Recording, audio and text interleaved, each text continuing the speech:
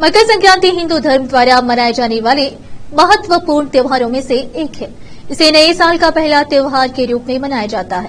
इस मकर संक्रांति त्योहार के अवसर पर चिटकुप्पा के नागेश्वर मंदिर में आर्य वैश्य महिला संघ द्वारा आयोजित पंचाक्षरी बागिन व लाली गौरम्मा बागिन कार्यक्रम आयोजित किया गया, जिसमें 125 किलो कुमकुम, 125 किलो हल्दी व 125 किलो तक गुड़ व 125 किलो चावल का मिश्रण करके एक दूसरे को वितरित किया जाता है।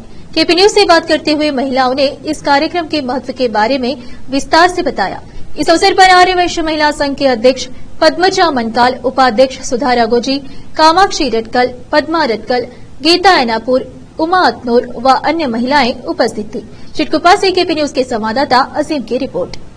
ಬಾಗಿನ ಅಂತ ಮಾಡ್ತಾ ಇದ್ದೀವಿ. ಇದು ಮುತ್ತೈದೆ ಸಂಕೇತ. ಸಂಕ್ರಾಂತಿಯನ್ನು ಬಹಳ ವಿಜೃಂಭಣೆಯಿಂದ ಆಚರಿಸ್ತೀವಿ. ನಾವು ಆರ್ಯವೈಶ್ಯ ಸಮಾಜದವರು ಎಲ್ಲರೂ ಒಂದ್ ಕಡೆ ಒಟ್ಟಿಗೆ ಸಮುದಾಯದೊಂದು ಒಟ್ಟಿಗೆಯನ್ನು ತೋರಿಸ್ತಾ ಇದ್ದೀವಿ.